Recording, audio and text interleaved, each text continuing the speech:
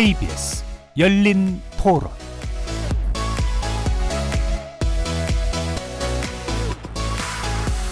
안녕하십니까. KBS 열린 토론 정준희입니다. 나중에 우리한테 돌아온다고 하는데 그게 보장이 된 게 없잖아요. 현재까지 내고 계셨던 분들도 앞으로가 사실 불안정한 거고 조금 더 안정적인 방안이 좀 필요하지 않을까라는 생각이 들어요. 지금 이제 인구가 계속 줄어들고 있잖아요. 충분히 이해되는 것 같아요. 지금 우리까지는 그래도 어느 정도 받겠지만 자식들은 더 걱정이잖아요. 장기적인 관점에서 운영을 잘해야죠, 안전하게. 20대 후반. 개인적으로는 어쩔 수 없이 내야 되니까 가입이 되어 있는 거고 계속 정책이 바뀌니까 위에서 어떻게 하고자 하는 대로 저희의 돈이 왔다 갔다 하는 거니까 그런 점이 좀 부정적으로 좀 보입니다. 50입니다. 10%? 10% 정도면 범위 안에 들어가는 것 같은데 더 늦게 받는 거는 좀 그래요. 기분은 안 좋은데 어쩔 수 없죠. 제때 못할 것 같으니까 불안함? 최소한 낸 것만이라도 받았으면 좋겠네요. 거리에서 만나본 시민들의 목소리 어떻게 들으셨습니까? 지난주 정부의 국민연금 개편안 밑그림이 공개됐습니다. 현재 소득액의 9%인 보험료율을 15% 이상으로 올리고 연금 지급 개시 연령도 69세로 늦춘다면 기금 재정을 안정적으로 지속할 수 있다는 건데요. 단 지금 받고 있는 연금액은 유지할 것을 권고했죠. 이 개편안에 따른다면 적어도 2093년까지는 기금이 고갈되지 않는다라는 그런 계산이 나오게 되는데, 하지만 더 내고 받는 액수는 그대로인데다가 더 늦게 받아야 하는 이 제한을 두고 시민사회 반발 커지고 있습니다. 기금의 안정적 운용도 중요하지만 노후생활 안정과 소득보장이라는 국민연금 본연의 기능 유지도 중요하기 때문인데요. 저출산 고령화 사회에 진입한 우리나라의 한계를 극복해 나가면서 국민연금을 건전하게 지속시켜가는 방법은 무엇일지 오늘 세 분의 전문가와 함께 구체적으로 살펴보도록 하겠습니다. KBS 열린 토론 지금부터 시작합니다. 살아있습니다. 토론이 살아있습니다. 살아있는 토론, KBS 열린 토론. 토론은 라디오가 진짜입니다. 진짜 토론, KBS 열린 토론. 오늘 토론 함께해 주실 세 분의 전문가 소개합니다. 김우창 카이스트 산업시스템공학과 교수 나오셨습니다. 안녕하세요. 윤성명 보건사회연구원 연구위원 자리해 주셨습니다. 안녕하세요. 정세훈 충남대 경제학과 교수 함께하셨습니다. 예, 안녕하세요. 자, 국민연금 개편에 관련된 내용이 한참 얘기가 나오다가 잠시 좀 소강 상태였는데 일단 정부 밑그림이 나왔습니다. 핵심으로는 이제 더 많이 내고 개시 연령은 좀 늦추면서 지급액은 유지하는 것 정도로 정리할 수가 있는데 총평을 일단 간단하게 한번 들어보도록 하겠습니다. 먼저 정세윤 교수님부터 말씀 주실까요? 이번에 이거는 정부안이 아니라 그 위원회에서 예. 일단 만든 것이고 이제 향후에 정부에서 이제 다시 이것을 감안하고 국민들의 반응이나 이제 이런 것들을 감안해서 다시 만들 것인데요. 저는 다시 만들 때에 좀 이런 점들을 고려해 줬으면 좋겠습니다. 모든 국민이 사실 우리가 건강보험 하나로 건강보험이 잘 돼 있기 때문에 이게 몸이 아프거나 그럴 때 이제 의지할 때가 있잖아요. 예. 국민연금도 그러한 역할을 하기 위해서는 일단은 어느 정도 보장성이 확보가 되어야 하는데 이번에 나온 안은 그것이 아예 빠진 채 예. 너무나 과도하게 아주 먼 미래, 아직까지 사실 기금도 많이 있고 30년이면 한 세대가 남아 있거든요. 예. 그래서 그 사이에 우리가 이 재원을 확보할 수 있는 여러 가지 방안이 있음에도 불구하고 지금 당장 더 시급한 보장성 강화는 전혀 빠져 있는 그런 안이 나왔기 때문에 저는 지금으로서는 이런 안이 추종안으로 선택되어서는 안 된다라고 생각하고 있습니다. 예. 이 보장성 측면은 이제 소득 대체율이라든가 지급액에 관련된 이 부분이 이제 빠져 있다. 예. 이후에 좀 논의가 보강됐으면 좋겠다. 예. 자, 그럼 윤석열 연구위원님. 예, 저는 이제 재정계산위원회 여기 참여를 했고, 예. 1차부터 5차 이번까지 5차례 다 참여를 했고, 또 제가 또 공교롭게 담당하는 분야가 또 재정 안정화 방안이 예, 있습니다. 예. 5차례 다. 그래서 이제 뭐 지금 공청회를 9월 1일 날 했는데 아까 정세영 교수님 말씀 주셨지만 이건 정부 확정된 안은 아니고 보건복지부 장관 자문위원회인 그 국민연금재정개선위원회에서 그동안 논의했던 결과를 공청회에 붙인 겁니다. 예. 그런데 뭐 이제 언론에서 이제 공청회 이후에는 어떤 게 유력한 아닌 것 같다 이런 식으로 이제 뭐 말씀을 좀 하십니다. 또 당일날 발표하던 저 재정개선위 위원장도 또 약간의 시사를 했고요. 이제 그런데 뭐 처음에 언론에 이제 먼저 앞서 보도됐을 때는 뭐 16개 안 아니냐. 그래서 특정 언론사 사설에서는 도대체 전문가들이 우리 보고 어떻게 하라고 이렇게 만안을 내놨냐 네. 뭐 그런데요.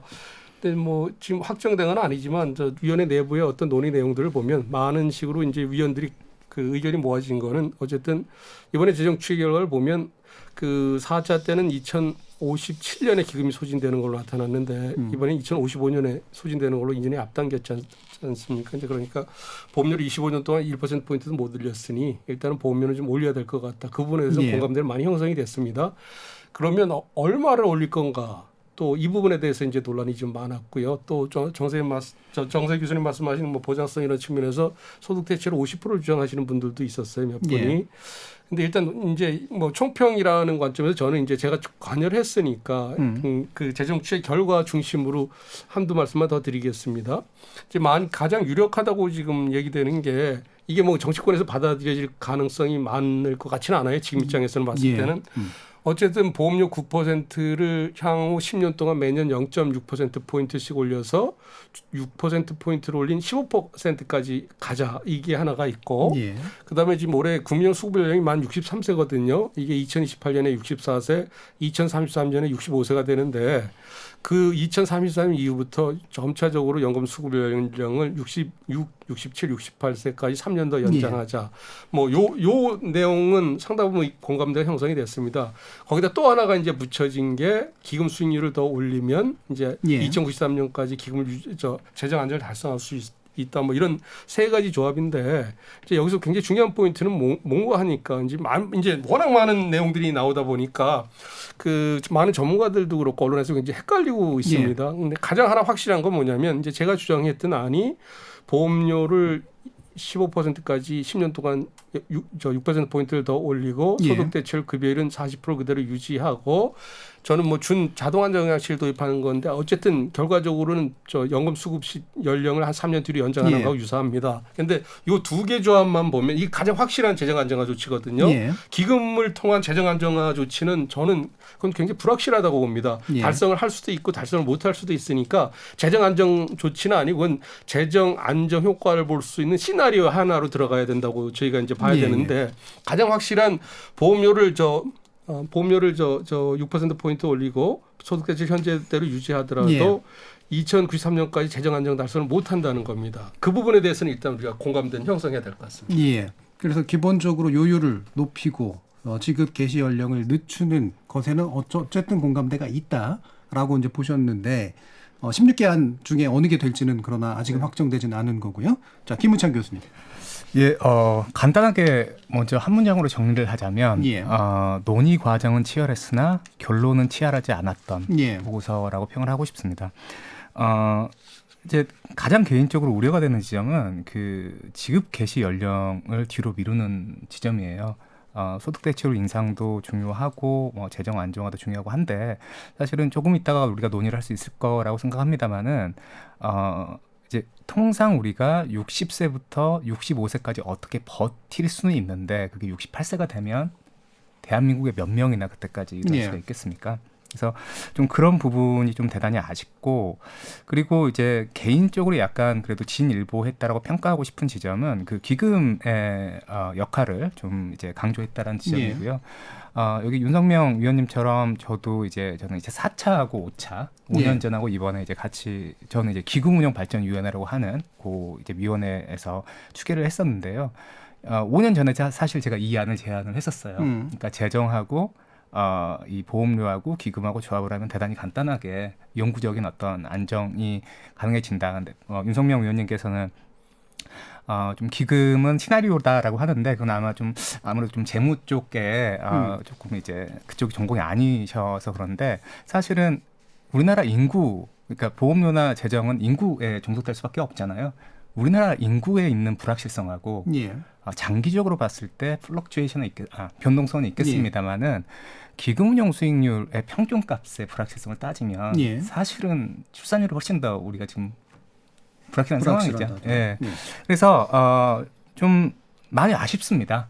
그래서 요 안이 진일보했다라는 걸로 자평하고 끝나는 것은 지금 국민연금이 갖는 사회적 위상을 생각을 했을 때 거기서 끝나면 안 되고요. 조금 더 치열하게 논의하고 또 합의를 해서 이번 세대, 다음 세대 모두 만족할 수 있는 안을 도출하는 것이 지금 아주 시급하다고 봅니다. 예.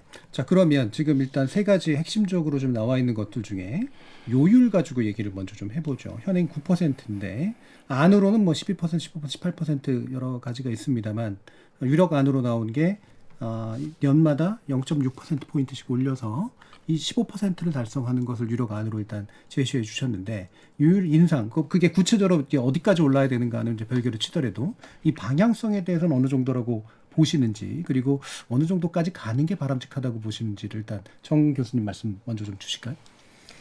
저는 아까도 말씀드렸듯이 예.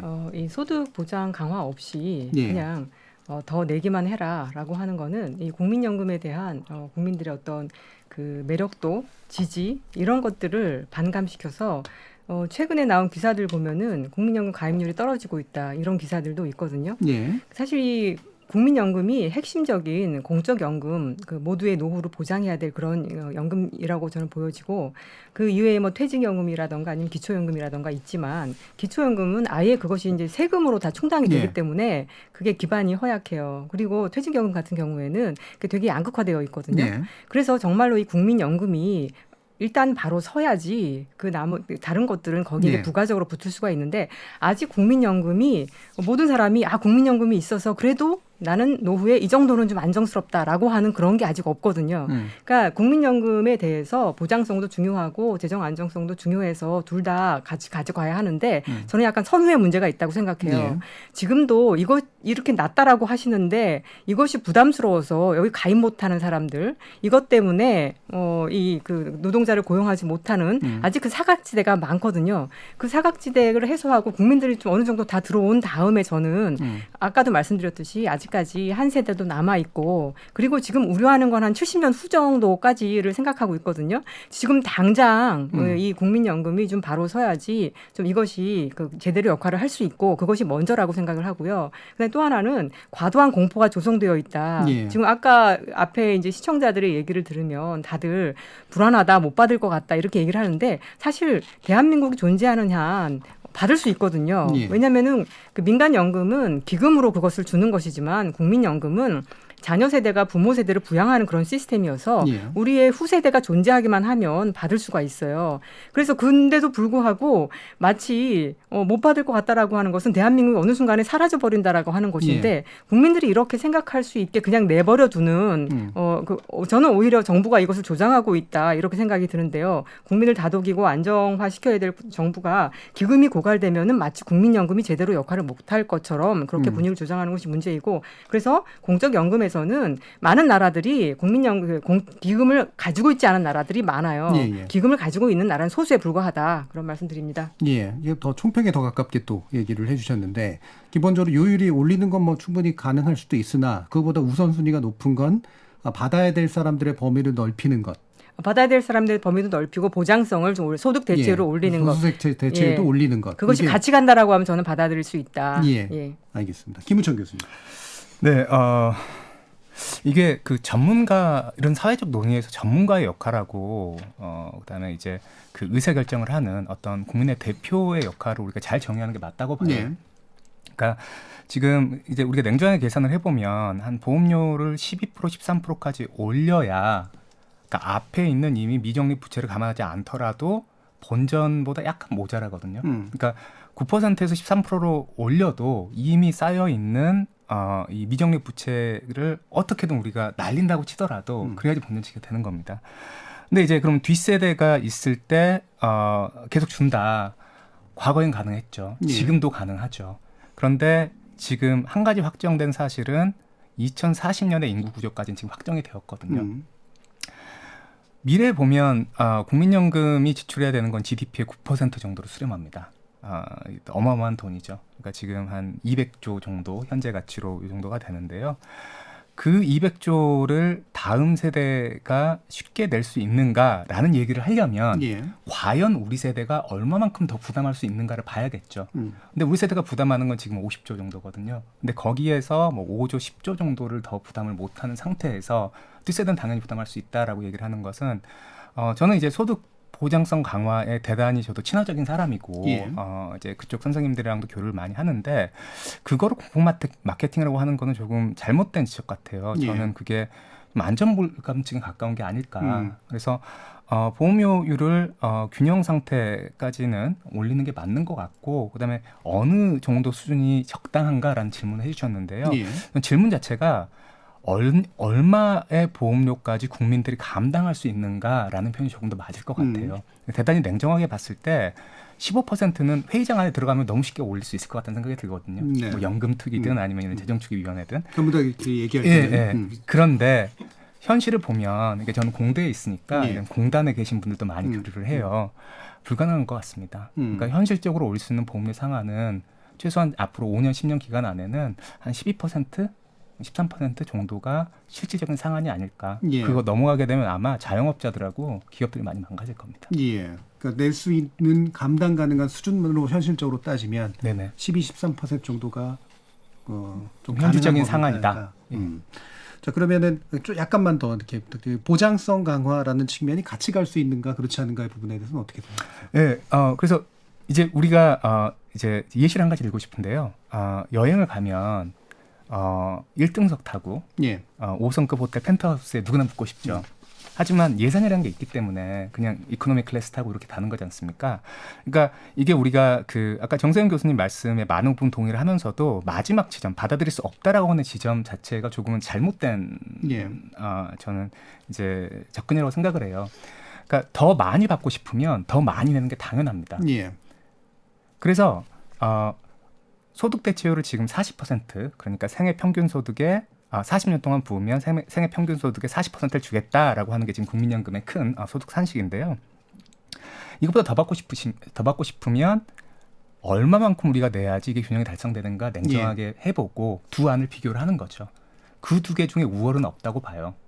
그러니까 사회적으로 조금 덜 내고 조금 낮은 소득 대체로 가지고 갈 것이라는 하는 안이 하나가 있고요.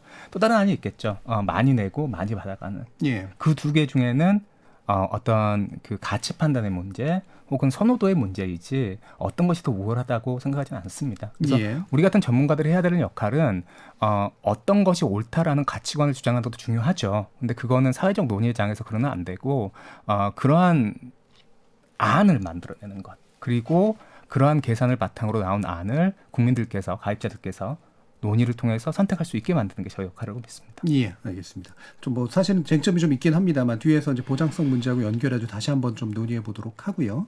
아까 이제 윤석면 연구위원께서는 이미 이제 15% 정도까지 올리는 게 바람직하다라고 좀 얘기를 해주셔서 뭐 약간의 덧붙이실 말씀 있으면 덧붙이시면서 개시 연령을 이제 68세 뭐 이 부분도 이미 언급해 주신 부분이긴 합니다만 이 부분에 대한 의견까지 한번 같이 듣도록 하겠습니다. 개시 연령은 지금 나중에 말씀드리고 지금 예. 두 분이 말씀드린 그 부분에 대해서 이제 제가 좀 말씀드리고 싶은데요.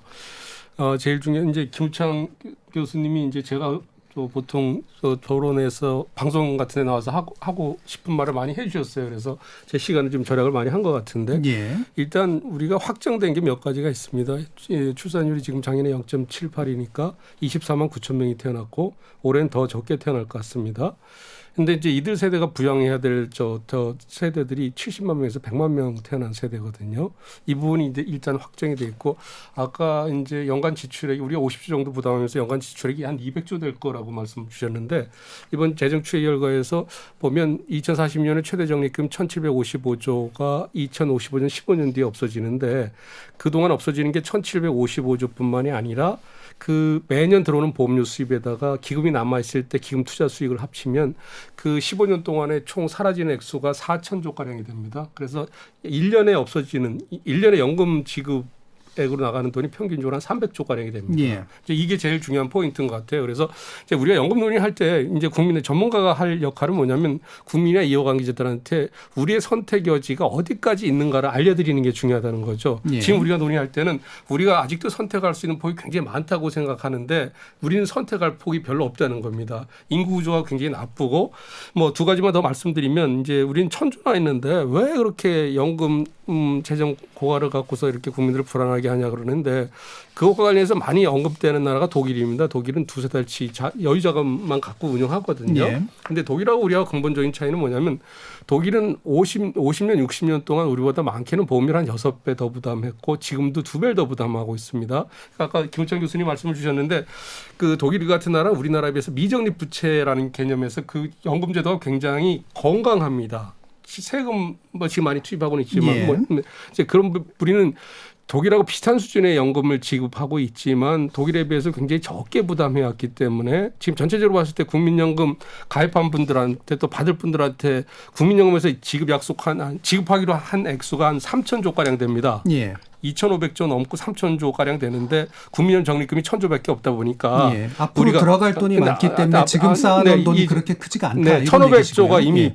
최소한 1,500조가 부족한 예. 거라는 거죠. 그걸 가입자 1인당으로 환산하면 저 7천만 원이 넘게 부족한 예. 상황입니다. 그런데 이걸 그냥 지금 놔둔다 그러면 이 우리가 빚이 있잖아요. 계속 그 복리로 늘어나듯이 더 증가하는데 이미 2040년까지 인구 구조들은 확정이 돼 있기 때문에 예. 이미 언급된 부분이어서요. 그래서 예. 이 부분과 관련해서는 그러니까 우리가 별 대책이 없다. 그러니까 보장성 쪽은 다른 쪽 그러니까 선택과 집중을 해서 우리가 좀 접근할 필요가 있는 거고 이제 보험료 관련해서는 15%로 부담해도 올려도 우리가 재정이 불안정하다 그러지 않습니까? 그런데 그 정도까지 올리면 아까 10% 13% 정도까지 올릴 수 있다 그랬잖아요. 예.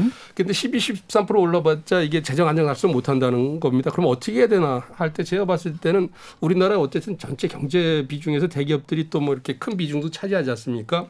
대기업들, 중견기업들은 어느 정도 감내를 할 수 있을 것 같아요. 그런데 중소기업이나 뭐 취약 근로자들은 감내하기가 좀 어려울 것 같거든요. 예. 그 부분에 대해서는 세금을 쓰자는 겁니다. 그러니까 예. 그 부분에 대해서는 정부가 사용자나 근로자한테 보험료 지원 사업을 하면서 보험료 많이 올라가는 부분에 대해서 어느 정도 부담을 경감시켜주면 저는 사회적으로 좀 수용 가능하지 않을까 그렇게 보고 있습니다. 그다음에 예. 연금 수급 연령 관련해서는 이게 이제 제일 쟁점인데 이걸 현재 시점에서 보니까 문제지 68세까지 올리는 게 지금 올리는 게 아니라 2035년 이후 2040년 이후에 올리자는 겁니다. 그때 가서. 근데 지금 봤을 땐 이게 말이 안 되는 것 같지만 이미 한 10년, 20년 정도 지나면 청년층하고 이제 작년에 어떤 잡 컴피티션, 그러니까 일자리 경합이 좀 줄어들 거고 일본 같은 경우만 해도 노인들이 65세까지 한 7, 80%는 다 일을 하고 있거든요. 예. 우리는 지금 뭐 현대차에서도 이제 노조 파업 요건으로 정년 65세까지 연장 안 해주면 파업 들어가겠다 이런 식으로 이제 무력 행사를 하려고 그러지 않습니까? 그런데 이제 이 부분 관련해서 정년은 무작정 65세까지 우리가 65세나 68년까지 연장을 한다 그러면 또 젊은 층들 취업 못하는 층들의 불만이 많을 것 같으니까 이 부분을 예. 해결할 수 있는 건 지금 대통령직 속에 경사노위에서 초고령사회 계속 고용 연구회라는 게 출범했습니다. 이제 제가 거기 관여하고 있는데 예. 여기서는 뭐 일률적인 정년 연장보다는 어쨌든 65세까지 일할 수 있게 하면 사회보험료의 한 절반은 지원해 줄 수 있고 또 더 예. 오래 가입할 수 있으니까 그래서 소위 말하는 소득 크레파스를 좀 줄여주는 쪽으로 어떻게 모색해 보자. 이걸 또 경사도에서는 논의를 하고 있거든요. 그래서 예. 이런 쪽하고 같이 병행한다 그러면 저는 반드시 불가능하지는 않다고 생각합니다. 예. 그래서 요율 인상은 필요한 거는 여전히 맞고 12, 13%가 현실적이라고 하더라도 이거를 감당 가능하게 만들어줄 수 있는 취약계층에 대해서는 세금 지원을 통해서 15%까지는 맞출 수 있다라고 판단을 하시고 계시고요. 정년 연장 관련해서는 이제 일괄적으로 풀어야 될 문제는 아닌 것 같다라고 보시는 것 같고. 자, 이 부분 다시 정세윤 교수님 말씀 한번 좀 들어보죠. 사실 지금도 정년 연장, 그러니까 정년이 뭐 60세다 이런 것이 있지만 대부분의 회사에서는 한 50세가 되면은 내보내고 다시 재고용한다거나 인건비가 저렴한 비정규 재고용한다거나 그래서 한국 사회에서는 이 정년 보장의 의미가 저는 의미가 없는 것 같아요. 예. 그래서 지금도 이것을 뭐 올린다 만다 해봤자 결국에는 긴 기간 동안에 그러니까 이게 수급 개시 연령을 올린다라고 하면서 같이 논의가 되는 거는 정년을 연장하면 되는 거냐 말 거냐 이런 논의가 있지만 실제로 지금의 정년도 제대로 보장이 되고 있지 않기 때문에 이 상황에서 수급 개시 연령만 올린다면 정말 긴 기간을 아무런 소득 보장 없이 있을 수밖에 없다. 이 우리나라하고 비슷한 그 어떤 제도들을 가지고 있는 나라가 많지 않고 정년 보장을 하고 있는 그 제도를 가지고 있는 나라가 일본이라고 알고 있는데요. 일본 같은 경우에는 정부가 민간 기업에게 좀 강제를 하는 편입니다. 예. 그러니까 누구나 65세까지 정년 보장이 되어 있는데 워낙 희망하는 사람은 다 그렇게 해주도록 정부가 강제를 하고 있는데요. 우리는 정년 보장이라고 하는 것이 있지만 그것을 지키지 않아도 뭐 아무런 제재가 없기 때문에 지키지 않거든요. 그래서 저는 이것도 지키지 뭐 지금도 이것을 뭐 도입한다 만다 해도 어차피 그것을 강제하는 규정이 없게 들어올 것이 뻔하기 때문에 지금 있는 거라도 제대로 정년을 보장하게 하면서 그것이 잘 되면은 차차 논의해 볼 수 있는 것이지 지금 아무런 대책 없이 이것을 올려서는 안 된다라고 생각이 듭니다. 예, 그러니까 그 지급 개시 연령을 함부로 늦추는 거는 우선순위상으로 가장 나중에 고민돼야 될 그런 부분이다. 다시 김은천 교수님. 예, 저도 방금 정세훈 교수님 하신 말씀에 전적으로 동감합니다. 예. 그러니까 개인적으로 이번 그 재정계산위원회의 보고에서 저는 이 점이 너무 우려스러워요. 그러니까 그 재정계산위원회 마지막 날에 이렇게 위원 두 분, 이제 소득 보장을 조금 방점을 찍으신 위원 두 분이 이제 사퇴하셨잖아요. 예. 그래서 그분들께서 소득 대체율 부분은 좀 이렇게 강하게 올려야 된다고 말씀을 하셨는데 그분들조차 이 지급 개시 연령에 대해서 그러니까 그 뒤에 피켓을 보니까 기사에 정년 연장 없는 이 지급 개시 연령 연장은 받아들일 수 없다. 예. 그 말을 뒤집으면 정년 연장이 되면 이거 받을 수 있다는 얘기잖아요. 근데 대한민국에서 아까 제가 모두에 말씀드렸습니다마는 정년이 무슨 의미가 있습니까? 예.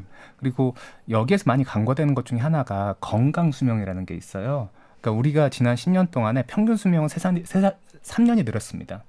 근데 건강 수명은 65세에서 바뀌지 않았어요. 예. 통상적으로 소득이 낮은 사람들은 건강에 안 좋죠. 근데 지금 여기서 합의가 된 것처럼 저는 이제 좀 이해를 하고 있는데 만약에 이게 합의가 돼서 이렇게 좀 물에 물 탄 듯 해가지고 이렇게 지급 개시 연령이 연장이 돼버리면 우리나라에서 좀 이제 강한 노조가 있는 좋은 회사 다니는 분들, 저희 같은 좀 그래도 좀 공기업 이런 사람들이 제외하고 그렇지 않은 사람이 한 80%는 될 텐데 통상 그분들이 50대 중반 되면 더 이상 노동력을 상실하는데 그리고 아프고 배운 거 없고 가진 거 없는데 그 사람들 누가 써주겠습니까? 그 사람들 죽으란 얘기죠. 그래서 저는 그 지점이 대단히 우려스럽고 이게 이럴 거면 국민연금을 왜 하나라는 생각이 들어요. 그리고 많은 분들이 이제 뭐 이제 네이버 댓글 저도 보니까 많은 분들이 다음엔 70세로 연장하겠네, 75세로 연장하겠네. 그러니까 한 번씩 이렇게 주겠다라는 거를 줄이는 것이 이렇게 좀 많은 고민 없이 그냥 이렇게 하면 숫자가 나오니까라고 하는 것, 그거는 좀 대단히 국민연금이라고 하는 제도가 사회적 신뢰가 없이는 존재할 수가 없는데 그 신뢰를 어떻게 보면은 좀 이제 안을 만드는 그런 정부의 어떤 자문위원회에서 깨버린 게 아닌가라는 생각까지 듭니다. 예. 그리고 지급 개시 연령을 늦추는 건 다른 여타 해결되고 난 다음에나 고민할 문제다. 네, 실질적으로 노동시장이 해결이 되고 정말로 노인들이 65세, 70세까지 일을 할 수 있다는 걸 확인하고 해야지. 지금 대단히 큰 가정을 하시는 거예요. 그때가 되면 괜찮아질 것이다. 아니 그때가 되면 우리나라가 인공지능 혹은 초전도체 개발해가지고 대박 날지 누가 합니까? 비슷한 가정이에요. 이건 대단히 위험한 일이라고 봅니다. 이 부분은 윤 의원님께서 의견이 좀 다르시니까. 제가 말씀을 좀 드리면 이제 4차 때도 연금수급 연령을 이제 뭐 한 2, 3년 연장하자 이런 안을 만들었어요. 그 위원회에서도 그때 제가 반대를 했습니다. 똑같은 비슷한 효과를 내는 다른 방법으로 접근하자 그때 제가 제안했는데 저랑 같이 뭐 안을 만드는 교수님들이 그 고집을 부리더라고요. 그래서 그게 나가자마자 집중 융단 폭격을 받고 논의조차 제대로 못했었습니다. 이제 근데 이번에도 또 뭐 유사하게 3년 연장인데 뭐 이거는 일단 뭐 먼저 왜 이건 불가피하냐면 두 가지 측면에서 그렇습니다. 근데 이제 저는 다른 대안을 갖고 있습니다. 그걸 말씀드릴게요. 그러니까 우리가 보면은 못 올리겠다 그러고 재정 안정은 달성해야 되니 연금 받는 수급 시점 뒤로 늘리는 거고 또 뒤로 늘리는 건 뭐냐면 인생 100세 시대라고 홈100라고 유엔에서 정의를 하지 않습니까? 오래 사는데 우리는 뭐 이게 앞뒤가 안 맞는 게 한두 가지가 아닌 게 100살을 사는데 국민연금 평균과 있기에는 25년, 27년밖에 또 안 된다 그러는 거예요. 그러면 100살을 살면서 73년, 75년인가요?를 누구한테 얹혀 사는 꼴이 되거든요. 누구한테 예. 부양을 받아야 돼요. 이런 사회는 연금 문제가 아니라 전체적으로 사회가 지탱이 안 되겠죠. 그래서 우리만 그런 게 아니라 우리가 평균 수명이 건강 수명은 좋지 않지만 다른 나라도 마찬가지인데 다른 나라 독일이나 이런 나라들 미국이나 이런 나라는 이미 67세로 연금 수급을 연장해 놨어요. 입법화도 했습니다. 석유국 노르웨이 같은 경우는 본인이 원하면 75세까지도 연금 받는 시점을 늦추도록 해놨어요. 그래서 이걸 일률적으로 할 수 있는 건 아니거든요. 소득이 낮은 사람일수록 빨리 사망하고 건강 상태가 안 좋으니까 그건 김창 교수님 말씀에 동의를 하는데 그런 부분도 우리가 여러 가지 다양한 조치를 통해서 보완을 해야지 그런 부분을 갖고 오래 사는데 그 연금 받는 기간이 이걸 늘리지 않으면 연금 받는 기간이 굉장히 많이 늘어나서 재정 불안정이 불가피하거든요. 예. 재정 불안정의 가장 큰 요인은 예전에 한 연금 15년 받고 사망하실 거라고 생각했는데 지금 배우자까지 포함하면 30년 정도를 그 연금을 받는단 말이에요. 보험료 자기가 낸 기간은 25년 정도밖에 안 되는데 예. 그러니까 이 제도가 지속이 될 수가 없는 거죠. 그러니까 이제 가입 연장 얘기를 하는데 이제 저는 그분에 그렇게 찬성은 안 합니다. 왜냐하면 지금 우리 현실적으로 보면 예. 이렇게 했으면 좋겠다는 거예요. 재정 불안정이 발생하는 근본적인 요인은 예전에 한 15년, 20년 받으시고 이제 그 사망하실 거라고 예상했는데 25년, 30년, 10년 정도를 더 받으시니까 문제가 예. 되는 거 아닙니까? 그러면 그런 상태에서 건강 상태가 나쁘고 소득 개시 낮은 분들은 상대적으로 평균 수명이 짧아서 연금 얼마 못 받고 사망할 예. 확률이 많다는 거죠. 그래서 이런 부분에 대해서 우리는 그 일괄적으로 평균 수명 연장이 아니라 아까 제가 말씀드린 핀란드식의 기대면 계수라는 걸 도입을 하면 예. 평균 이제 총액적으로 있잖아요. 우리가 국민연금을 통해서 A라는 분한테 평생 3억에서 5억 정도를 지급한다 그랬을 때 예를 들어 편하게 5억을 지급한다 그래봐요. 예. 그럼 5억은 똑같이 지급하는데 그 연금 받는 기간이 예를 들면 5년, 10년 더 늘어나니까 평균 수명이 늘어나서 소득 지급받을 개시 연령을 스스로가 선택하게 해서 결과적으로 받는 돈이 비슷하게 만들어주는 그런 방식을 택하자. 일단은 65세로 픽스를 하고 그러니까 받는 기간이 늘어나서 재정 불안정이 생기니까 예. 더 받는 기간이 늘어나는 만큼 매년 지급 액수를 좀 차감해 주는 방법이 그 재정 안정을 달성하면서 김우천 교수님 말씀하신 저소득층 있잖아요. 예. 오래 못 사시는 분들하고 어떤 세대적인 어떤 소득계층별 형평성을 좀 확보할 수 있는 방안인 것 같고 그게 이제 OECD 회원국들이 전체 70%가 도입한 자동 안정 장치 개념에 어떤 해당이 됩니다. 그래서 저는 예. 그 방법이 훨씬 우리 여건에서는 국민들하고 대하기가 더 좋지 않나 그렇게 생각하고 있습니다. 예. 한마디만 좀 예. 붙이고 싶은데요. 그러니까 말씀은 지금 오래 살게 되는데 그러다 보니까 그 65세부터 시작을 하면은 연금을 수급하는 기간이 길어진다. 그러면 이게 너무 재정에 부정적이다라는 말씀이신데 그것 때문에 이것을 수급 개시 연령을 위로 올린다라고 하면은 연금을 받는 기간이 줄어드니까 재정에 도움이 될지 모르지만 아까 저희가 우려했던 거는 뭐냐면은 이분이 일자리가 없는 상태로 너무 오래 있게 예. 된다는 거예요. 예. 그런데 만약에 그렇게 되면 빈곤해지잖아요. 그럼 결국에는 정부가 이 빈곤자들을 해결하기 위해서 또 다른 재정을 투입하게 되어 있어요. 예. 그래서 그렇게 하나 저렇게 하나 투입하게 되어 있고 그것이 아니라 국민연금에 들어오게 하면은 그래도 보험료를 내면서 하기 예. 때문에 재원이 조달이 되고 그래서 저희가 이제 얘기했던 거는 이 일을 할 수 있게 어떤 보장을 해준 다음에 올려야 된다. 이렇게 선후의 관계가 있다는 것이고 예. 그렇게 안 하고 그냥 했을 때에는 결국에는 빈곤하게 되기 때문에 이들에 대한 또 다른 어차피 이제 재정이 투입될 것이어서 그냥 그게 그거다. 더 나쁠 수도 있다. 예, 그렇게 알겠습니다. 말씀드립니다. 그 부분 또 뒤에서 다시 한번 또 얘기해 보도록 하고요. 1부 마치기 전에 이 부분 소득 대체율 관련된 부분은 논의하고 가는 게 좋을 것 같습니다.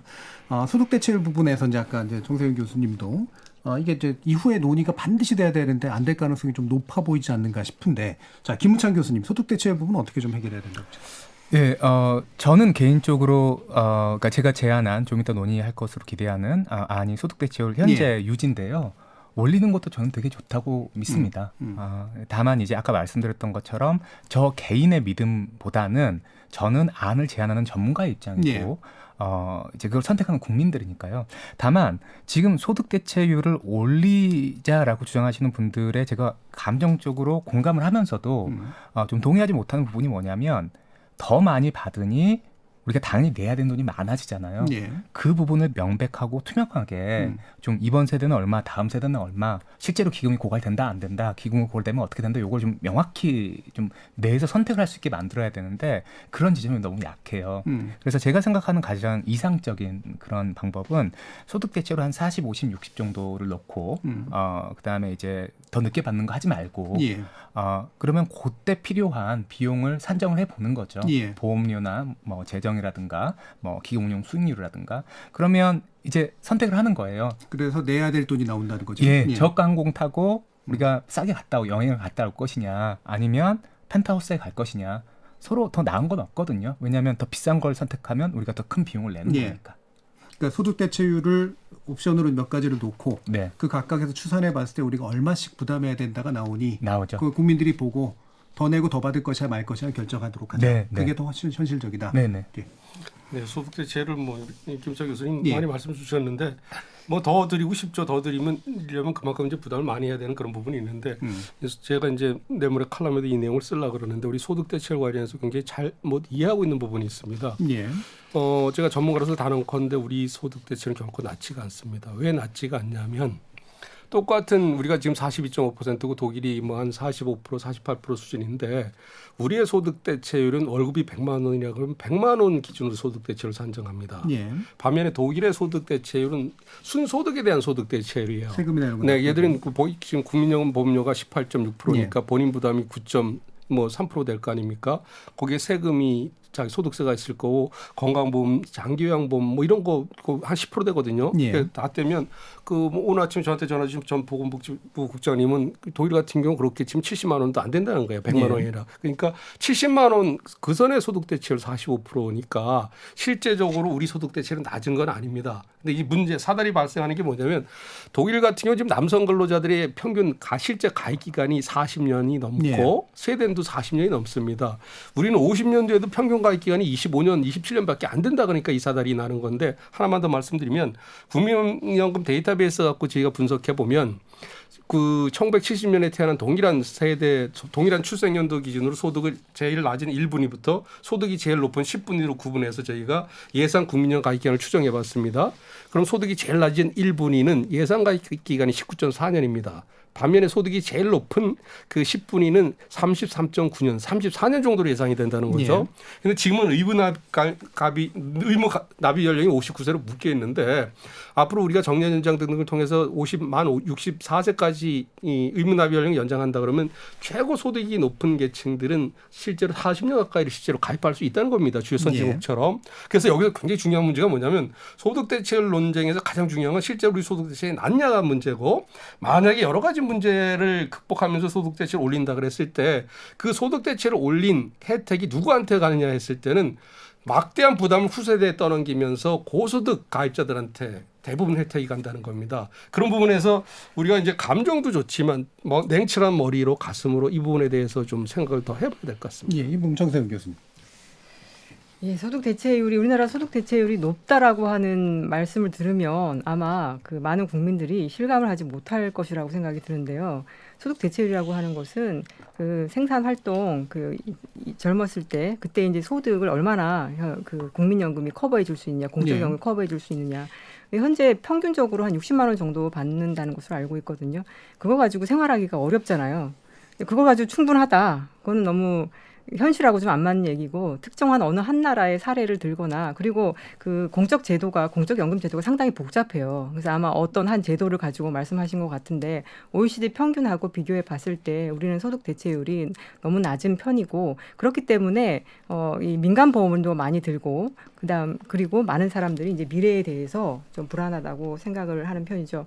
그다음에 그래서 소득 대체율을 좀 올려야 되는 것이고 아까 말씀하시기를 64세까지 더 부으면 그러면 조금 더 받을 수 있다. 근데 이게 아까랑 연결되어 있는 거예요. 지금은 가입 연령이 60세로 되어 있기 때문에 그리고 이걸 만약에 더 할 수 있다라고 하면은 그런 사람을 기업은 뽑지 않을 것이기 때문에 실제로는 더 길게 그렇기 때문에 실제로는 다른 평균적으로 가입 기간이 그러니까 40년을 다 이 가입을 하면은 이렇게 보장을 해주는데 충분히 보장을 해주는데 지금 보통 27년, 25년밖에 가입을 못 하거든요. 그러니까 지금도 이렇게 가입 기간이 짧은데 이런 상태에서 그래서 이 소득 대체율도 낮은데 이것이 충분하니까 이것이 문제가 없다. 그리고 오히려 고소득자 지금 소득 대체율을 올리면 고소득자들이 많이 가져간다. 이것도 좀 맞지 않습니다. 왜냐하면은 다들 아시다시피 국민연금은 재분배 기능을 가지고 있거든요. 그래서 절대 금액으로 그 고소득자들이 많이 가져가는 건 맞지만 그거는 보험료를 많이 내기 때문에 많이 가져가는 것이지 재분배 기능이 있기 때문에 누구나 저소득층이 저임금 계층이 훨씬 더 국민연금 가입이 유리하다는 것은 알려져 있기 때문에 이것의 소득 대체율을 올리면 이것이 고소득자에게 유리하다라고 하는 거는 이게 약간 그 왜곡된 잘못된 정보를 줄 수 있다고 생각이 듭니다. 예, 뭐 이 부분 또 다른 반론 있으시긴 할 텐데 일부 맞춰야 되기 때문에 이거 간단하게 세 분께 좀 들어보면서 방금 정세인 교수님 말씀 주신 부분에 더해서 아까 이제 김우찬 교수님 제안하신 부분이잖아요. 대체율 올리면 좋으나 대체율을 어느 정도까지 올릴 것인가를 놓고 결국은 납부액을 재조정하는 수밖에 없다. 이 견해에 대해서는 어떻게 보시나요? 저는 그렇게는 생각하지 않습니다. 대체율을 이렇게 소득 현재 상태에서 만약 소득 대체율을 올린다라고 하면은 보험료를 올릴 수 있다라는 게 저의 생각이기 때문에 근데 그렇지만 김우찬 교수님 말씀하신 것처럼 이게 한도는 있어요. 왜냐하면 이거를 너무 높이면 이 거부감이나 이런 것들 때문에 국민연금에 가입하지 않고 싶어하기 때문에 그래서 당장은 저는 한 45% 소득 대체율을 현재 40%에 45% 정도로 올리고 보험료율은 뭐 12%, 13%, 뭐 이 정도까지 올릴 수 있지 않을까 그 짝으로 생각합니다.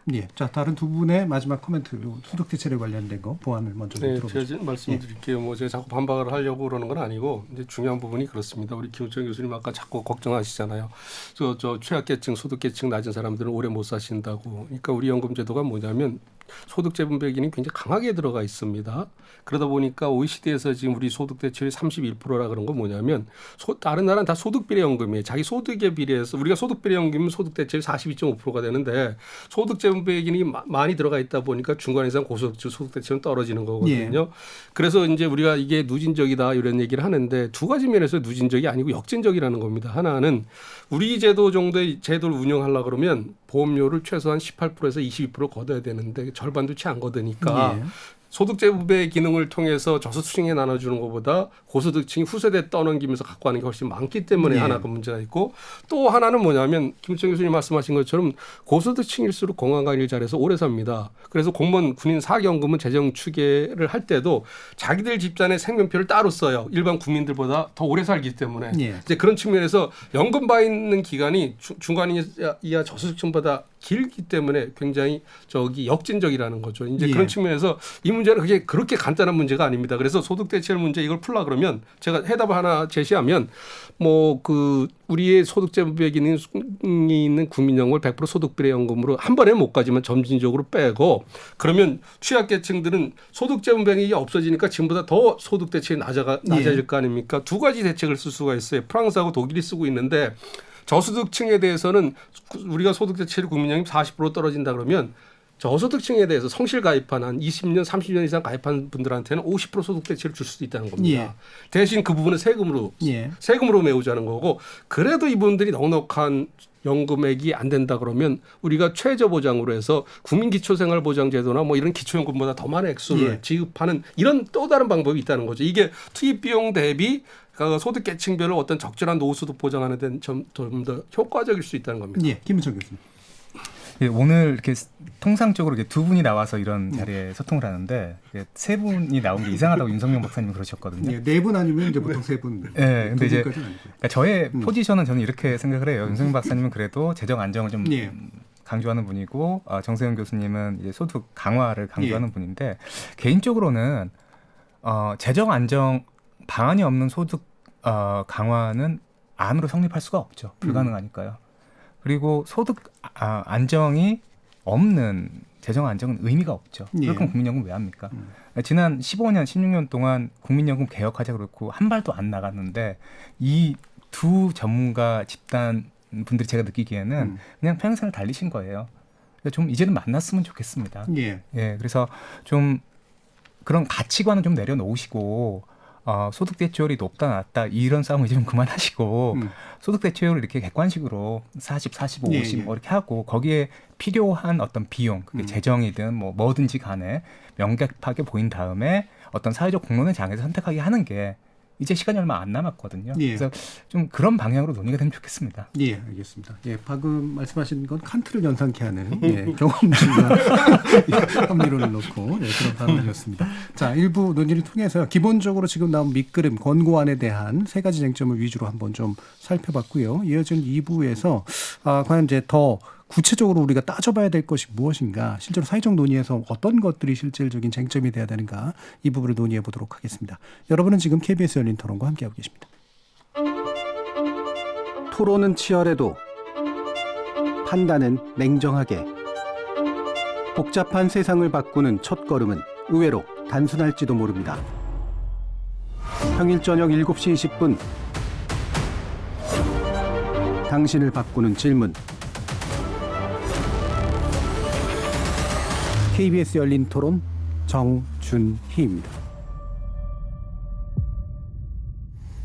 KBS 열린 토론, 정부의 국민연금 개편안 밑그림에 관련된 평가 그리고 과제에 대해서 얘기 나누고 있는데요. 윤석명 보건사연구원 연구위원, 정세은 충남대 교수, 그리고 김우창 카이스트 산업시스템공학과 교수 세 분과 함께 하고 있습니다. 사실 앞에서 이제 이미 쟁점들이 짚어지긴 했는데 김우창 교수님이 그 얘기를 하셨잖아요. 결국은 두 가지 서로 다른 가치관이 계속 평행선을 달리고 있어 온 것 아니냐. 이걸 어떻게든 만나게 해야 되는 것 아니냐라는 말씀을 주셨는데, 만나는 게 쉽지 않아서 이제 잘 안 만나지는 거 아니겠습니까? 결국에 이제 우선순위를 좀 달리 보는 그런 가치관의 차이가 좀 있기도 한데요. 이른바 이제 재정의 안정성과 함께 생활의 안정성이라고 하는 두 가지 기능을 어떻게 좀 충족시킬 것이냐. 여기에는 낸돈뿐만 아니라 사실 국가가 더 많은 기능을 해야 된다라고 하는 그런 또 언급도 있긴 있으니까 이에 대한 얘기가 아마 좀 후반부에서 좀 많이 얘기가 될 것 같은데, 일단은 김우창 교수님이 나름대로 또 안을 새로 내신 게 좀 있으시잖아요. 네네. 그걸 좀 얘기를 좀 들어보고 이게 이제 그 안을 실현하는, 즉 만나게 하는 안으로서 적절한지 한번 평가를 한번 해보면 좋을 것 같습니다. 예, 제가 이제 추계 말고도 지금 국회에서 돌아가고 있는 연금 특위에 윤석명 박사님과 같이 참여하고 있는데요. 이제 거기에서 제가 낸 안이 보험료 3% 인상, 그 다음에 국가의 재정에서 연간 GDP의 1% 정도, 지금 기준으로 따지면 20조 정도 됩니다. 그다음에 기금용 수익률이 장기적으로 연평균 4.5% 정도로 추산이 되고 있거든요. 요거를 이제 자산 배분을 좀 바꾸는 식으로 해서 한 6% 정도로 올린다면 기금이 GDP의 120% 정도로 좀 영구적으로 수렴하게 됩니다. 자, 그럼 그게 어떤 함의가 있냐면, 기금운용 수익률이 아까 제가 모두의 먼 미래에 국민연금이 국민들께 지급해야 되는 이 급여가 9%라 그랬잖아요. GDP에 기금이 그 절반을 대줍니다. 항구적으로. 그러면 우리 세대는 지금보다 조금 더 많이 내지만 다음 세대, 그러니까 기금이 고갈될 게 확실하다라고 믿고 있는 그 세대 입장에서는 반값연금이 되는 거죠. 그래서 그런 안을 제안을 했고, 제가 생각하기에는 요거는 이제 소득 대체율 40% 기준으로 한 거거든요. 사실은 이게 저도 50%, 60% 만약에 퇴직연금이나 개인연금이 작동하지 않는다면 국민연금으로 하는 게 맞다라는 생각이 있거든요. 아직 퇴직연금 얘기는 아직 할 건 아니니까.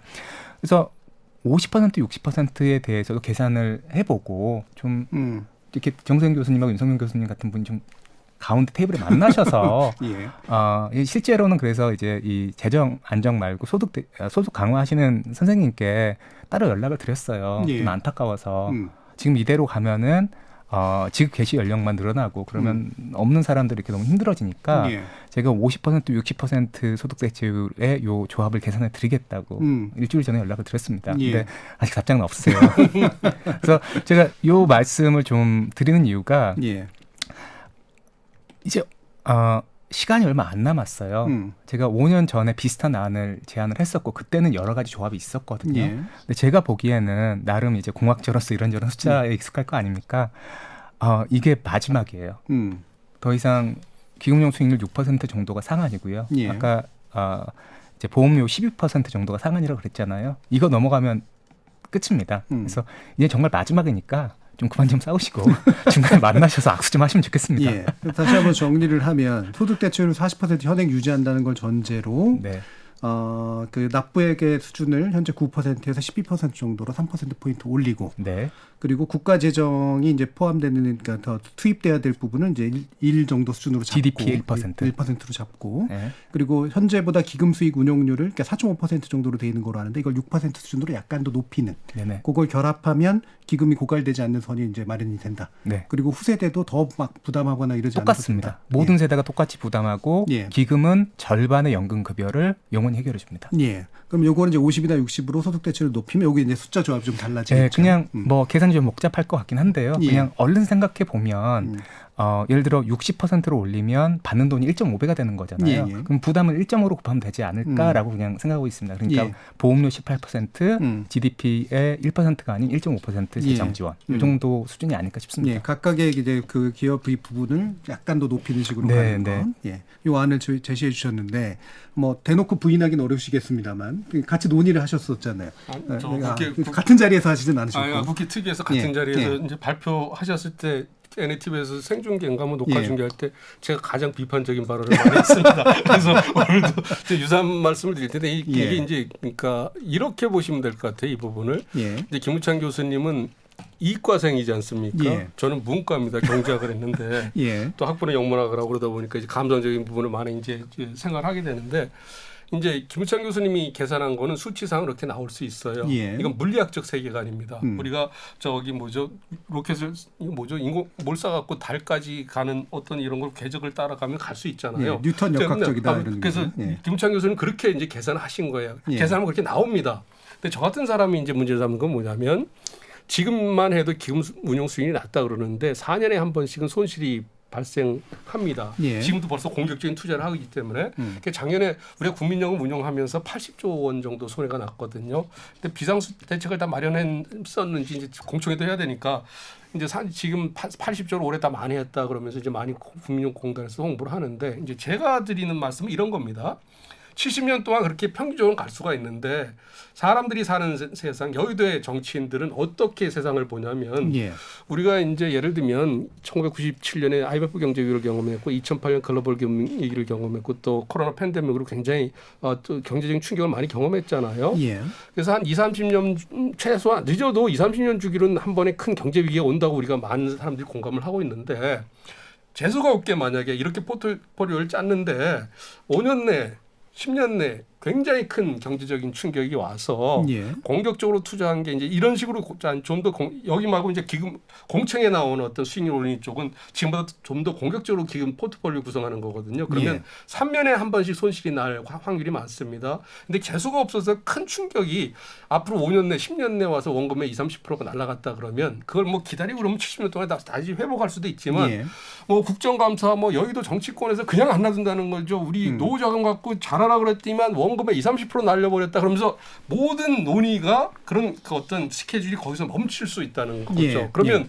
우리가 당초 가던 지구로 달을 향해 가는 그 위성이 못 가고 중간에서 추락할 수 있다는 겁니다. 그래서 예. 저는 그런 부분을 가지고 이 부분을 좀 더 균형 있게 볼 필요가 있다. 그런 관점에서 물리학 수학적으로 계산해서 저도 경제학을 했으니까 수학적으로 계산하면 나오는 부분이 있는데 그거하고 현실에서는 굉장히 다른 부분이 있다. 그걸 연금에서 예전에 제가 처음 연금 공부할 때 많이 읽었던 내용이 political risk입니다. 그러니까 연금에서 예. 가장 중요한 건 어떤 재정적인 어떤 그런 부분도 있지만 정치적 위험이라는 거죠. 그 부분하고 같이 우리가 이 부분 문제는 지금 결부시켜 볼 필요가 있을 것 같습니다. 그러니까 요약하자면 결국 그 얘기시네요. 결국 기금 수익, 운용 수익을 높이는 거 가능할 수도 있지만 확 하고 떨어지게 되면 전체적으로는 비슷하게 수익률을 유지할 수 있어도 떨어졌을 때 정치가 가만두지 않을 것이다. 그러면 이 불안정한 요인이 연금의 운용에 투입되게 되면 굉장히 큰일이 날 수가 있다. 그래서 훨씬 납부액이나 이런 쪽에 안정적인 쪽으로 이제 의존하는 게 맞다. 이렇게 보시는 거고요. 네. 정세인 교수님. 예. 기금 수익률을 올리는 거는 기금이 존재하는 한 뭐 할 수 있으면 저는 그 좋은 방안이라고 생각합니다. 예. 그러나 뭐 그게 가능했는데 지금까지 안 했다면 그게 문제인 것이고 그걸 못했다라고 하는 거는 수익률을 올리는 것만큼 또 감당해야 될 위험성이 있다라고 예. 하는 윤 박사님의 그 말씀하고 저는 같이 동의를 하고요. 예. 그다음에 그 김우찬 교수님께서 소득 대체율 올리는 거에 그 찬성을 하신다고 하시면서도 그 내놓은 안을 보면은 보험료를 단번에 올리고 그 다음에 또 정부의 돈도 GDP 1%로 계속 넣어서 기금을 쌓자는 얘기거든요. 그러면 생각해 보면은 정부가 세수 GDP 1%를 넣는다라고 하는 것은 한 해에 한 20조 정도를 넣는다. 10년 넣으면 200조고 이거를 계속 넣는 거거든요. 자, 그러니까 그러면 그걸 넣기 위해서 또 세금도 내야 되잖아요. 지금 이렇게 보험료를 올리고 세수를 여기에 이제 투입하고 아무런 보장성 강화 없이 그럼 이제 누가 그 부담을 하는 대상이 되냐면 사실은 저도 하겠지만 지금 이제 막 사회활동을 시작하는 우리가 미래 세대라고 하는 30대, 40대, 30대, 40대들이에요. 그러니까 이 친구들이 보험료도 지금보다 훨씬 더 내야 되고 세금도 훨씬 더 내서 그런데 보장성은 하나도 커지지 않아요. 그런데 우리나라는 다른 나라하고 달리 지금 복지가 되게 약하기 때문에 다들 살기가 되게 팍팍하다고 해요. 지금보다도 아무런 미래를 훨씬 낮게 하는 보장성 없이 보험료를 더 내고 세금을 더 내서 그냥 기금을 이렇게 유지한다라고 하면은 제가 봤을 때는 지금 이게 근본적인 이 문제가 저출산의 문제거든요. 저출산의 문제가 저는 더 심각해질 것 같아요. 자기가 살기가 너무 팍팍하기 때문에 결혼도 안 하고 애도 안 낳는데 살기가 더 팍팍해지는 거거든요. 그리고 또 한편으로는 이 미래에 너무 저는 그 부담 이런 것들이 좀 과장되어 있다고 생각하는데 2060년, 70년이 되면은 그 인구의 우리나라 인구의 한 절반 정도가 고령 인구잖아요. 근데 이들을 다 부양하는 데 드는 국민연금 급여액이 GDP의 10%가 안 됩니다. 이건 상당히 효율적인 그 노후 보장 수단이거든요.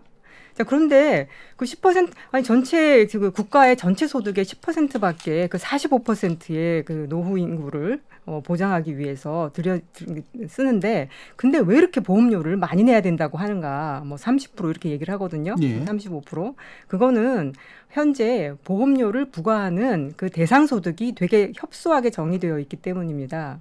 그거를 보험료 부과 대상 소득이라고 하는데요.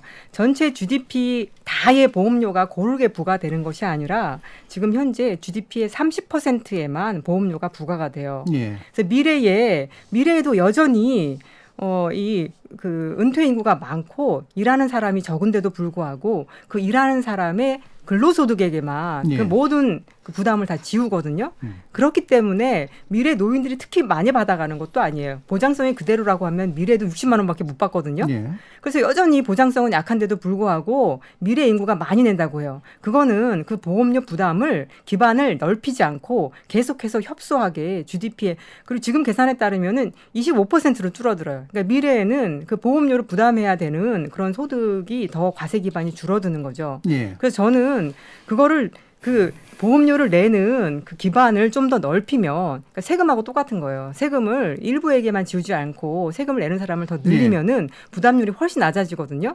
근데 지금의 이 연금 논의에서는 그 내용이 하나도 논의가 되고 있지 않아요. 저도 지금 재정계산에 재정추계위원회로 들어갔었기 때문에 제가 그것을 알고 있고 지금 현재 재정추계 그러니까 이 모든 이야기의 바탕이 되는 미래에 너무 부담스럽다라고 하는 것이 그 재정추계에서 나온 것인데 그 재정추계에서 나온 것의 가장 큰 문제는 뭐냐면은 미래에도 이 보험료 부담을 아주 소수의 그 근로소득에게만 지운다. 그리고 또 하나는 되게 이렇게 부정적인 가정, 되게 보수적인 가정으로 되어 있습니다. 생산성도 매우 낮다. 로봇화 투자가 뭐 진전되어도 생산성 올라가지 않을 것이다. 뭐 일하지 않는 노인들도 여전히 많을 것이다. 여성들도 일하지 않을 그러한 되게 부정적인 그 미래를 그리고 있어서 저는 지금부터 정책적으로 노력을 한다면 지금 이렇게 어두운 그 거시 전망도 좀 밝아질 것이라고 생각하고 그다음에 더욱 중요한 거는 보험료 부과 기반 소득 그것을 좀 넓히는 일이다. 그렇게 되면 많이 완화되기 때문에 저희가 이렇게 좁은 틀에서 자꾸 노인들도 불만이고 젊은 사람들도 불만이고 이렇게 싸움을 시킬 필요가 없을 것 같습니다. 근데 결국 이제 뭐 단순하게 다시 한번 얘기를 하면 재정 추계가 좀 잘못됐다라는 의견하고요. 이건 좀 논쟁이 길어질 것 같고요. 두 번째로 이제 어쨌든 어디선가 돈이 나와야 되는데 그 돈이 나오는 기반을 좁은 근로소득 안에만 가둬둔 게 문제라고 보시는 건데 넓힌다고 해서 이게 막 늘어날 것 같지는 않은데 이후에 기금의 고갈 속도라든가 이런 것들을 보면 어디서 돈이 이렇게 많이 생길 수 있을까요? 지금 말씀드렸듯이 보통 GDP의 한 65%가 근로소득이라고 하거든요. 그러면은 보험료 부과 기반은 그래서 얼추 그 정도는 넓어야 돼요. 예. 근데 지금도 GDP의 한 30% 정도밖에 보험료를 부과하고 있지 않아요. 그러니까 예. 그 이유는 좀 밝혀줘야 되는 건데, 국민연금공단이던가 아니면 예. 보건복지부에서 밝혀줘야 하는 것인데, 예를 들면은 보험료 소득 전체가 보험료를 하는 그 기반이 아니고 상한이 있어요. 예. 그러니까 뭐 500 몇만 원, 500 몇십만 원 이상이 되는 예. 아주 고소득자들이 좀 덜 내게 된다거나 그런 것이나 아니면 그 아직 그 국민연금에 들어오지 않은 사람들이 있다거나 그런 여러 가지로 인해서 이 제외되어 있는 그런 소득들이 있고요. 그다음에 하나는 먼 미래가 되면은 그 생산 가능 인구가 줄어들잖아요. 아까도 예. 말씀하셨듯이 고령자가 많아지잖아요. 그럼 고령자들도 미래에는 일을 많이 하거든요. 예. 근데 그 사람들의 소득은 또 완전히 배제되어 있고 또 하나는 미래에는 자본소득이 많아요. 예. 자본이 계속 축적되기 때문에 그리고 고령자들 은퇴계층 같은 경우에는 근로소득은 없지만 자산소득이 있거든요. 그런 것들도 다 배제되어 있는 거죠. 예. 그러니까 지금의 현재 그 일하는 사람의 젊은 사람들의 근로소득에게만 보험료를 부과하는 거는 과거에 고령자가 적은 그런 사회에서는 가능한데 예. 그러지 않고 미래에 고령자가 많아지는 사회에서는 좀 바꿔줘야 돼요. 예. 그래서 많은 선진국에서 조세를 투입하는 이유가 바로 그것입니다.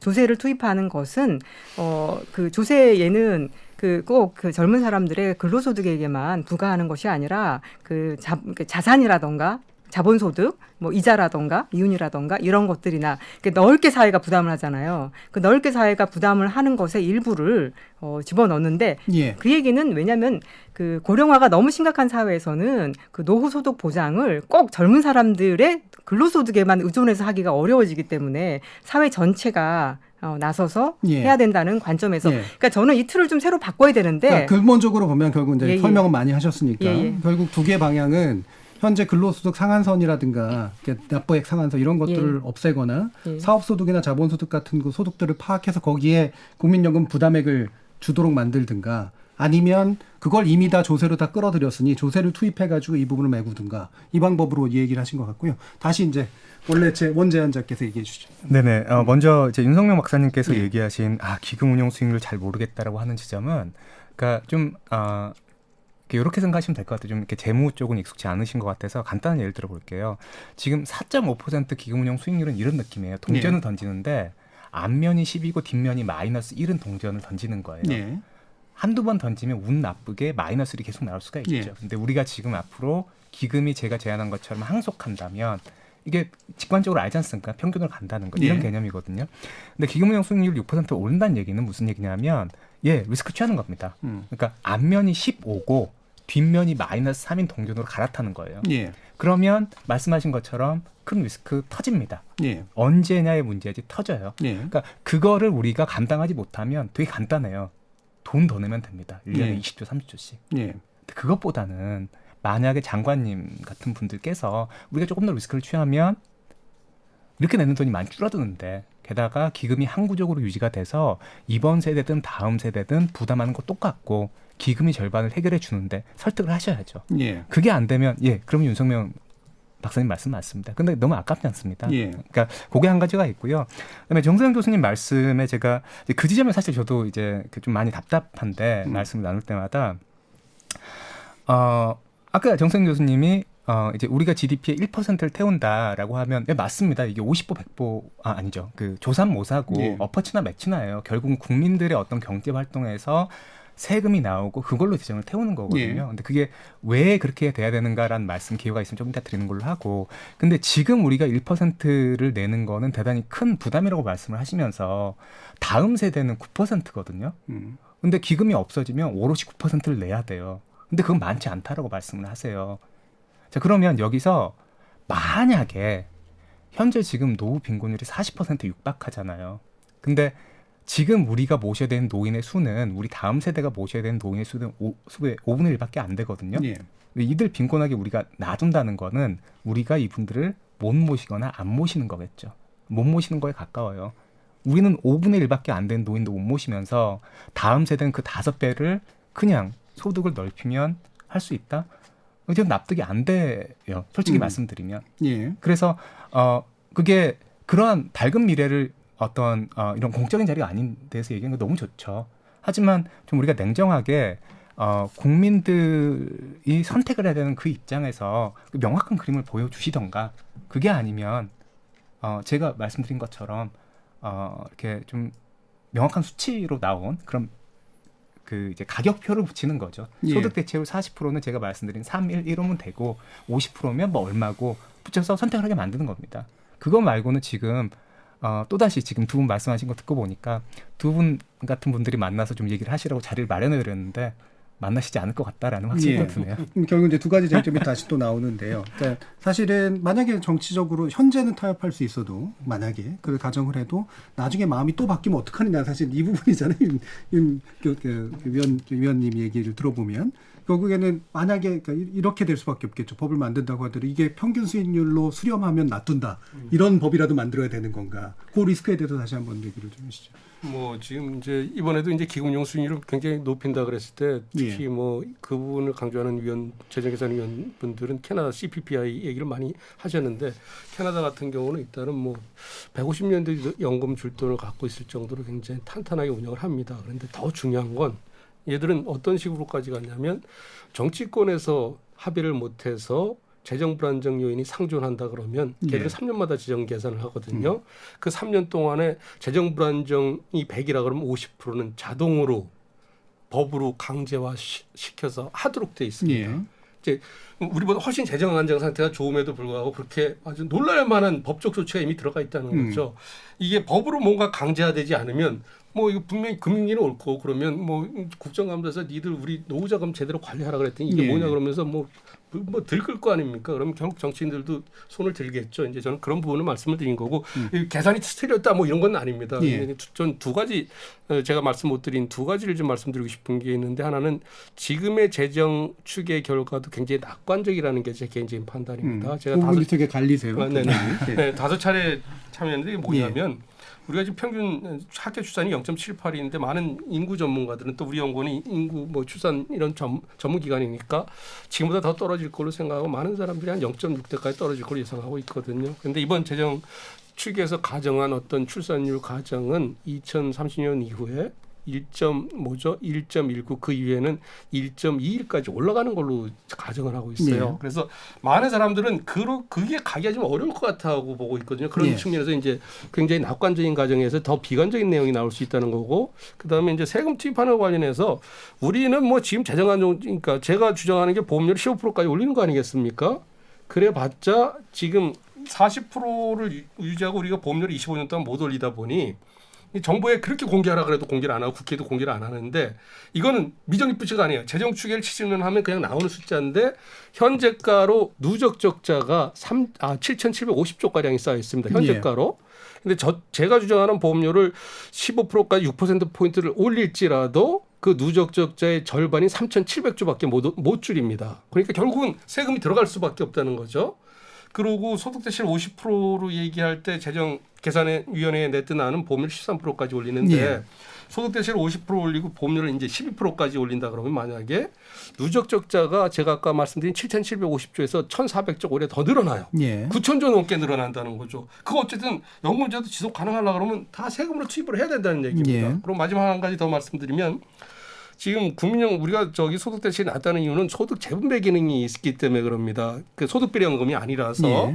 그리고 또 하나는 뭐냐면, 국민연금 아까 정선 교수님 말씀하신 적용소득이 상당히 오랜 기간 동안 500만 원 이하였어요. 그런데 요새는 많이 올려서 올 그 7월부터는 4월부터는 590만 원까지 올라갔거든요. 근데 공무원연금 적용소득은 박봉이라 그러면서도 적용받는 소득이 860만 원 된다는 거죠. 그럼 왜 이걸 못 올리냐 그랬을 때 저는 자꾸 올리자 그러는데, 이걸 교수분들이나 공무원에서 반대해요. 왜냐하면 올리면 우리가 보험료 낸 거 대비 많이 받아가니까 그만큼 국민연금 재정이 더 불안정해지기 때문에 못 올리겠다는 거거든요. 근데 저는 그래도 올리자 그러거든요. 재정 불안정 측면에서 봤을 때는 국민연금보다 공무원 군인연금 사경이 훨씬 심한데, 거기는 소득 상한을 높게 설정해 놓고 박봉이라고 하면서 왜 국민연금은 안 올려주냐 이거죠. 그러니까 이 부분은 생각보다 굉장히 복잡합니다. 제가 제도만 25년 동안 들여다보다 보니까 다른 분들에 비해서는 어떤 그 일반적으로 알려지지 않은 부분들 예. 제가 많이 알고 있습니다. 그래서 여기서 뭐 그 모든 걸 말씀드릴 뭐 이유는 없고 또 말씀드려도 이해를 쉽게 못하니까 이 정도까지만 제가 말씀을 드리겠습니다. 알겠습니다. 그리고 저 정세윤 교수님 이 부분은 다시 한번 좀 얘기해 주셨으면 좋겠는데 물론 하신 말씀 많으시겠지만 지금 조세로 이제 GDP 1%를 넣는 것과 아까 이제 얘기하시는 대안 중에 보면 결국 조세가 부담해야 될 측면을 좀 높게 보시는 것 같은데 그 두 가지가 다른 것이냐라는 질문이 생겨요. 예. 저는 좀 다르다고 생각을 하고요. 지금은 그 기금이 아직 여전히 존재하고요. 예. 지금 당장 그러니까 이 조세를 투입한다라고 하는 것이 어떤 영향을 미칠지를 생각해 봐야 되는데 아까도 말씀드렸듯이 지금 일하는 사람들이 세금을 더 내야 되잖아요. 예. 근데 사실은 팍팍하다. 그리고 이것 말고도 그 세금을 걷어서 해야 될 일들이 사실 너무 많습니다. 예. 그래서 저는 세금을 지금 조세를 증세하는 것은 맞고 그것은 복지 증세여야 하는데 지금 당장 해야 되는 다른 복지들이 있기 때문에 이제 그걸 하고 예. 그리고 지금 당장은 기금이 쌓여져 있기 때문에 예. 굳이 지금 기금이 있는데 또 세금을 투입해서 기금을 더 쌓을 일까지는 없다. 예, 예. 예, 그래서 나중에 2055년 뭐 이때 되면은 기금이 고갈된다고 했으니까 그 즈음에 그 전후로 해서 저는 그리고 뭐 보험료를 미래에도 하나도 올리지 말아야 된다 그런 건 아닙니다. 예, 예. 올리더라도 이렇게 서서히 올려야 된다. 지금처럼 예. 이렇게 갑작스럽게 올리면 지금 현재 그 일하는 그 MZ 세대들 같은 경우에 가처분 소득이 너무 줄어들기 때문에 오히려 거시적 경제적으로 바람직하지 않다. 뭐 이런 것이어서 이 조세 투입 같은 경우에는 장차 천천히 이것도 예. 마찬가지로 천천히 보험료 인상과 조세 투입과 이런 것들을 하면 되는 것인데 지금 당장 우리가 해야 될 거는 소득 보장성 강화가 먼저다. 예, 그래서 일단 기금이 있는 정도까지는 보장성 강화 위주로 가고 예. 이후에 기금이 좀 불안정해질 때는 세금 중에 얼마만큼을 어떤 식으로 부담시킬 것이냐를 그때 가서 그 전쯤에 논의를 게 맞다. 예, 그리고 사실은 지금 중요한 거는 그 보장성을 강화하는 것과 더불어 출산율을 올리는 거죠. 예. 올릴 수 없다라고 하지만 예. 0.6을 가정한다라고 하는 것은 대한민국 자체가 사라지는 것에 가깝기 때문에 그렇다고 하면 국민연금을 지키는 것이 무슨 의미가 있을지 예. 국민이 있어야 국가가 있어야 국민연금이 의미가 있는 것이기 때문에 예. 지금 남은 한 세대 30년 동안에는 정말 그 MZ세대들 잘해줘서 결혼하고 싶고 애 낳고 싶고 예. 그런 환경을 만들어야 될 것 같습니다. 알겠습니다. 자, 이제 마무리할 시간인데요. 뭐 하신 말씀들은 여전히 굉장히 많으시겠습니다만 이후에 사회적 논의에서 제일 중요한 부분들 한 가지씩 짚어주시면 좋을 것 같습니다. 먼저 윤 연구위원님께 부탁드릴까요? 예, 제가 지난 1년 동안 뭐 신문과 고정 칼럼도 계속 썼는데 우리 연금 개혁할 진정한 의지가 있다 그러면 우리 연금이 처한 상황이 어떤 건지 가감 없이 알려드려야 된다는 거거든요. 우리가 알고 있는 거에 비해서 실제 국민연금의 내막은 굉장히 많이 다릅니다. 어떤 소득 보장성 측면이나 재정 불안정성 측면이나 세대 간 형평성, 세대 내 형평성 측면에서 굉장히 문제가 많은데 이런 부분에 대해서 이제 굉장히 그 공개를 꺼리고 있는 부분이 있습니다. 그래서 일단은 걱정하지 말고 국민들이 놀랄까 봐 걱정하지 말고 있는 사실 제대로 알리고 예. 그 바탕에서 논의하는 게 좋다는 거죠. IMF 경제위기 때도 우리 저 외환위기 안 올 거라고 정부가 그렇게 장담했지만 결국은 국간 열어보니까 아무것도 없었지 않습니까? 지금 국민연금 실상도 생각보다는 훨씬 안 좋습니다. 제가 아까 말씀드린 미적립 부채니 누적 출자 이런 거 부분 때문에 그런 부분을 솔직히 말씀드리고 어떻게 하면 재정의 지속 가능성도 확보하면서 저소득 취약계층들이 진짜 걱정하지 않고 노후를 보낼 수 있게 방법이 있거든요. 다른 나라를 이미 하고 있고 그러니까 연금 정책으로 보면 내는 제도는 지속 가능하게 하고 연금에 오래 가입할 수 없거나 가입해도 짧게 가입하는 분들은 거기다가 세금을 써서 예를 들면 중위소득이 한 40%까지 노후소득 보장 소득을 줄 수 있도록 하면 죄인 두 마리 토끼를 다 쫓을 수 있다는 거죠. 하나의 국민연금만 가지고서 지속 가능성과 노후소득 보장의 적절성을 따지니까 해법이 없는 거지 여러 가지 제도의 옵티멀 믹스를 통해야 이 문제가 풀 수 있다는 겁니다. 그 부분을 말씀을 좀 진솔하게 드려야 될 것 같습니다. 예, 제대로 까놓고 얘기해야 된다. 예, 정세윤 교수님. 예, 그 국민연금이 하는 긍정적인 의미보다는 이거 미래에 그 은퇴 계층에게 주는 연금 급여가 부채다라고 하는 그런 인식을 자꾸 하는 것 같습니다. 이거는 어떤 생각하고 갔냐면은 애가 태어나면 얘를 대학까지 보내려면은 얘가 태어나는 순간 나는 빚이 한 3억 있구나 이런 생각하고 비슷한데요. 부담스럽지만 또 나는 경제 활동을 할 것이기 때문에 얘를 키울 수 있거든요. 그래서 중요한 거는 경제 활동을 할 나의 능력이라고 생각이 들고 그래서 지금 고령화가 돼서 점점 어둡다고 하지만 이것을 근본적으로 해결하는 것은 결국에는 저출산을 해결하지 않고서는 이 문제는 근본적으로 해결될 수가 없습니다. 지금 보험료를 높여서 기금 소진 기간을 뒤로 미뤄도 그 출산율이 떨어지면은 계속해서 그 소진 시간은 다가오거든요. 그렇기 때문에 아까도 말씀드렸듯이 이 선호에 문제가 있는 것이고 그렇다고 하면 지금 어느 정도 이제 한 30년 정도 저는 여유가 있다고 생각을 하는데 마지막 여유라고 생각을 하는데 이때에 먼 미래에 대한 너무나 과도한 공포심을 주면서 사람들에게 현재를 행복하게 애도 낳아가면서 그렇게 살지 못하게 하는 것보다 이때에 미래에 대한 국가가 책임진다라고 하는 것 이제 이것을 주면서 준비를 해 나가면 그다음에 그 이외에 다양한 나중에 가면 이제 보험료도 좀 올리고 조세도 투입하고 출산율 좀 올라가고 그렇게 돼야 하지 않을까 생각합니다. 김우창 교수님. 예, 오늘 청취자분들께서 이런 국민연금과 관련된 위원회 내부의 분위기가 어떤지 잘 아셨을 것 같아요. 그러니까 저는 되게 이제 답답한 게 이제 현 세대와 다음 세대가 같이 내고 똑같이 받아가는 것이 그게 왜 그렇게 어려운 일을 하는지 잘 모르겠습니다. 그리고 그냥 단순히 그냥 숫자 맞춰보고 이렇게 하니까 뭐 3년 늦게 받으세요. 이게 그렇게 쉽게 나온다는 게 좀 납득이 안 돼요. 그래서 나름 이제 좀 많이 고민을 해서 이렇게 평행선을 달리는 두 전문가 집단분들이 제 생각에는 만날 수 있는 접점을 마련해 드렸고 근데 그 접점이 아까 정세인 교수는 30년 남았다고 하시는데요. 저는 사실 이미 지났다라고 느낍니다. 이번에 못하면 기금 고갈되고 그러면 다음 세대는 GDP의 9%. 우리는 지금 GDP의 1% 내는 것도 손 벌벌 떠는데 그만큼 내야 돼요. 세금으로. 네. 그래서 그런 미래는 발생하지 않으면 정말 좋겠습니다. 알겠습니다. 자, 오늘 KBS 열린 토론은 국민연금 개혁과제에 대해서 이야기를 나눠봤는데요. 오늘 함께해 주신 세 분의 전문가 김우창 카이스트 산업시스템공학과 교수, 정세윤 충남대 경제학과 교수, 그리고 윤성명 보건사회연구원 연구위원 세 분 모두 수고하셨습니다. 감사합니다. 감사합니다. 감사합니다.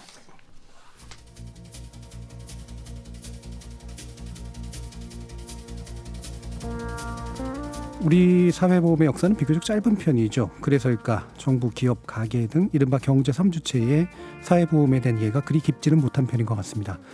어쩌면 대표적 사회보험으로서의 국민연금에 대해 우리 사회가 깊은 논의를 해볼 절호의 기회가 될 수도 있을 텐데요. 과연 어떤 장이 열릴까요? 지금까지 KBS 열린 토론 정준이었습니다.